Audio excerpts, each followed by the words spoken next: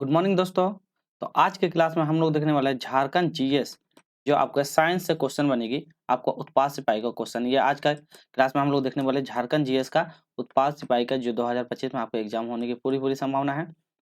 तो जो कोई भी साइंस का तैयारी करते हैं तो इस प्रैक्टिस को जरूर लगाइएगा, जिसमें से हम लोग आज का प्रैक्टिस देखेंगे 21 और इससे पहले हम लोग 20 कंप्लीट हो गया, तो जरूर उसको लगा लीजिए क्योंकि एग्जाम में जाने से पहले आपको साइंस में 20 क्वेश्चन आएगा, मतलब कि 3-3 मार्क्स का रहेगा, तो मतलब 60 नंबर आपको साइंस से क्वेश्चन में मिल जाएगा। तो जरूर ऐसे ही क्वेश्चन आपको क्या करेगा एग्जाम में पूछा जाएगा, इसीलिए उसी हिसाब से पैटर्न से क्वेश्चन को लाए हैं, जिसमें से हम लोग पीवाई को टॉपिक को कवर कर रहे हैं, जिसमें टॉपिक को देखे हैं कि कौन कौन टॉपिक से कौन सा क्वेश्चन आ रहा है और उसी के हिसाब से हम एमसीक्यू क्वेश्चन भी ला रहे हैं आप लोगों के लिए। तो चलिए स्टार्ट करते हैं पहला प्रश्न के साथ। पहला प्रश्न स्क्रीन पे है, सुक्रोज के जूल अपघटन से बनता है। एक मिनट, चलिए। तो सुक्रोज का जूल अपघटन से बनता है, केवल लैक्टोज बनता है, ग्लूकोज और फ्रक्टोज बनता है, फ्रक्टोज चाहिए।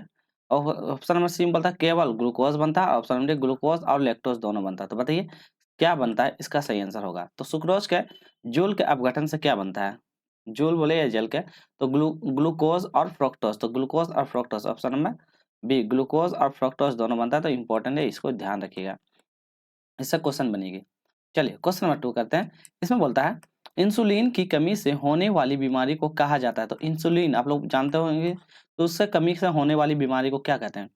मधुमेह, जिसको इंग्लिश में बोलते हैं डायबिटीज, ऑप्शन में जियोथेप्थलेमिया, ऑप्शन में सी प्लेगरा रोग, ऑप्शन में डी कोई नहीं। तो बताइए कि इंसुलिन की कमी से कौन सी रोग होती है।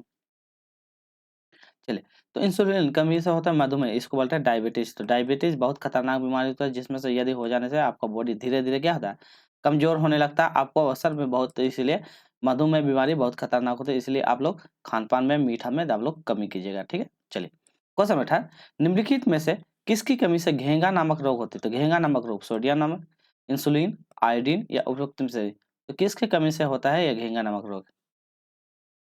आप लोग पढ़ेंगे आयोडीन, जिसमें से गर्दन पे ये वाला पोर्शन क्या था, फूल जाता है, तो वही होता है इंसुलिन की कमी से रोग होता है। क्वेश्चन नंबर 4, संक्रमित मच्छर को काटने से मलेरिया नामक बीमारी होती है। तो संक्रमित मच्छर यदि आपको काट लेती है तो मलेरिया नामक बीमारी होती है। तो कौन सा मच्छर काटने से? मादा एनफिलीज मच्छर, क्यूबलेस मच्छर या एंडीज मच्छर या कोई नहीं। तो कौन सा मच्छर काटने से? मादा एनफिलीज मच्छर। तो ऑप्शन नंबर ए हो जाएगा, ये मच्छर काटने से क्या है, आपको मलेरिया नामक बीमारी हो जाएगी। Question number 5, green house effect पैदा करने वाली मुख्य गैस कौन कौन सी बताना है? Carbon monoxide, carbon dioxide, nitric oxide या इनमें से कोई नहीं। तो ग्रीन हाउस इफेक्ट पैदा करने वाली गैस, तो कौन सा? Carbon dioxide. तो याद रखिएगा ऑप्शन में भी हो जाएगा कार्बन डाइऑक्साइड, जो ग्रीन हाउस को फैलाता है। क्वेश्चन नंबर 6, निम्नलिखित में से कौन से अम्ल वर्षा के लिए उत्तरदायी होते हैं? तो वर्षा के लिए उत्तरदायी होने वाला अम्ल कौन सा है? Carbon dioxide, carbon monoxide, propene, nitrous oxide या सल्फर डाइऑक्साइड। तो बताइए कौन सा अम्ल मतलब कि वर्षा के लिए उत्तरदायी है? तो वर्षा के लिए उत्तरदायी अम्ल कौन सा है? नाइट्रस ऑक्साइड और सल्फर ऑक्साइड दोनों। तो नाइट्रस और सल्फर दोनों हो जाएगा, तो ऑप्शन नंबर इसका डी सही जवाब हो जाएगा।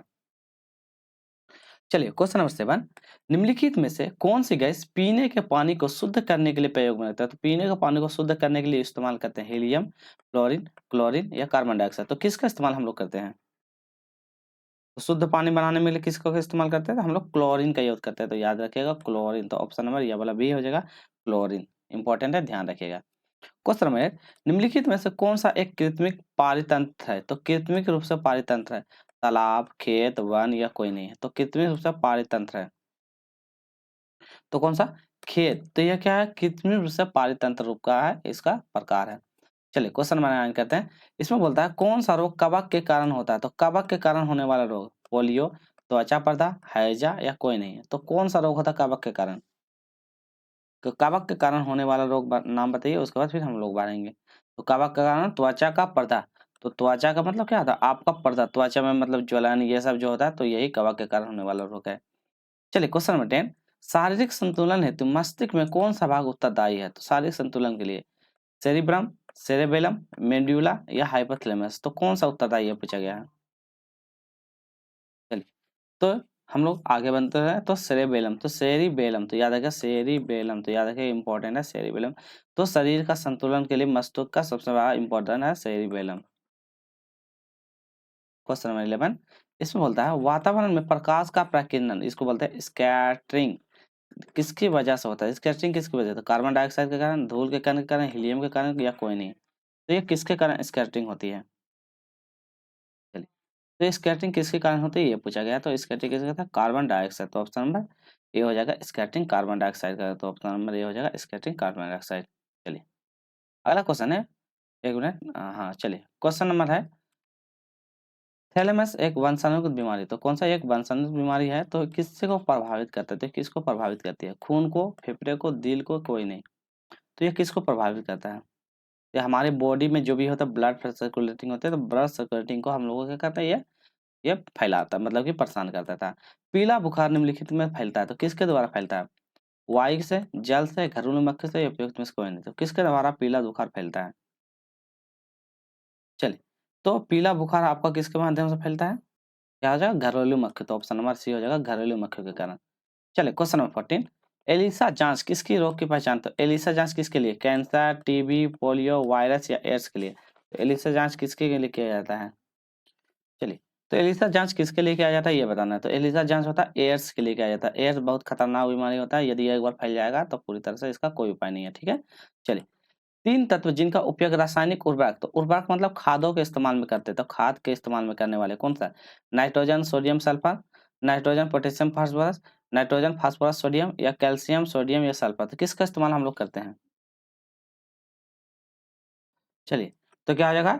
नाइट्रोजन, पोटेशियम और फास्फोरस, तो ऑप्शन नंबर बी हो जाएगा नाइट्रोजन, पोटेशियम और फास्फोरस, तो इसका ऑप्शन नंबर बी हो जाएगा। चलिए, क्वेश्चन नंबर 16, निम्नलिखित में से कौन सा ब्लड ग्रुप सर्वव्यापक, तो सर्वव्यापक ग्राहदाता, तो सबसे ग्राहदाता मतलब सबसे ग्राहदाता सबको रखता है, तो कौन है? ए बी या ओ?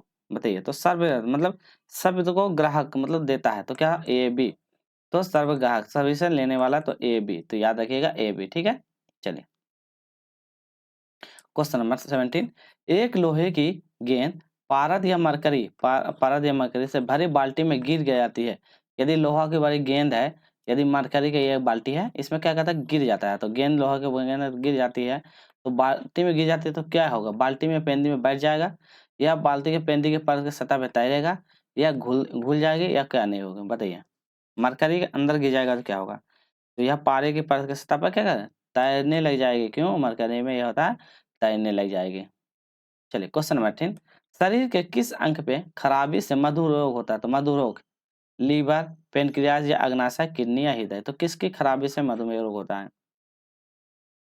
तो पेनक्रियाज या अग्नाशय ग्रंथि यदि आपकी खराब हो जाती है, तो ये आपका मधुमेह रोग, जो पेंसिलिन का कमी से होने वाला रोग है, तो ये भी आप लोग याद रखिएगा। हरे रंग पदार्थ पादप में पौधे प्रकाश संश्लेषण से वह निम्नलिखित में से कौन है? तो बताना, हरे रंग पदार्थ जो प्रकाश संश्लेषण में होता करता है, तो कौन सा? क्लोरीन, क्लोरोप्लास्ट या क्लोरोफॉर्म, या इनमें से कोई नहीं? बताइए, तो कौन करता? क्लोरोफिल करता, तो ऑप्शन नंबर ए हो जाएगा क्लोरोफिल। चलिए, क्वेश्चन नंबर 20, निम्नलिखित में से किसका स्थान स्मॉल जी गुरुत्वाकर्षण का मान से अधिक होता है? माउंट एवरेस्ट की चोटी पर होगा, कुतुब मीनार के ऊपर होगा, या भूमध्य रेखा पर होगा, या अंटार्कटिका के कैंप में होगा? तो स्मॉल जी का मान सबसे अधिक होगा, छोटी जी का मान। तो ये कहाँ पे सबसे अधिक होगा ये पूछा गया। चलिए, तो हम लोग जानते हैं अंटार्कटिक कैंप में, तो अंटार्कटिक कैंप में यह छोटी जी का मान सबसे अधिक हो जाएगी, ठीक है। चलिए, क्वेश्चन नंबर 20, साधारण नमक का रासायनिक नाम क्या है? Calcium carbonate, sodium carbonate, sodium chloride, इनमें से कोई नहीं? तो साधारण नमक बताइए, इसका फॉर्मूला होता है NaCl, बताइए, तो क्या होगा? Sodium chloride, NaCl, sodium chloride, ठीक। चलिए, अगला क्वेश्चन है, विटामिन ए मुख्य रूप से कहाँ संग्रहित रहती है? फेफड़ा में, छाती में, वृक्क में, हृदय में, तो विटामिन ए कहाँ पे हम लोग का बॉडी में मतलब कि संग्रहित रहती है? ये आपका आपका लीवर में रहता है, तो ऑप्शन नंबर डी हो जाएगा लीवर। आज का अंतिम प्रश्न कर लेते हैं। चलिए, अंतिम प्रश्न है, पेनिसिलिन की खोज किसने किया था? लुईस पास्चर, अलेक्जेंडर फ्लेमिंग और कोरिना जेसी बोस ने? तो पेनिसिलिन की खोज किसने किया था? पेनिसिलिन की, तो अलेक्जेंडर फ्लेमिंग, तो ऑप्शन नंबर बी हो जाएगा अलेक्जेंडर फ्लेमिंग, ठीक है। तो आज का वीडियो यहीं रखते हैं। वीडियो अच्छी लग रही होगी तो लाइक कीजिएगा, ज़्यादा से ज़्यादा वीडियो शेयर कीजिएगा, जो नहीं है चैनल पे सब्सक्राइब जरूर कर लीजिएगा, ताकि आपको उत्पाद सिपाही से संबंधित साइंस का जितने भी क्वेश्चन हो आपको इस चैनल पर मिल जाएगा, ठीक है।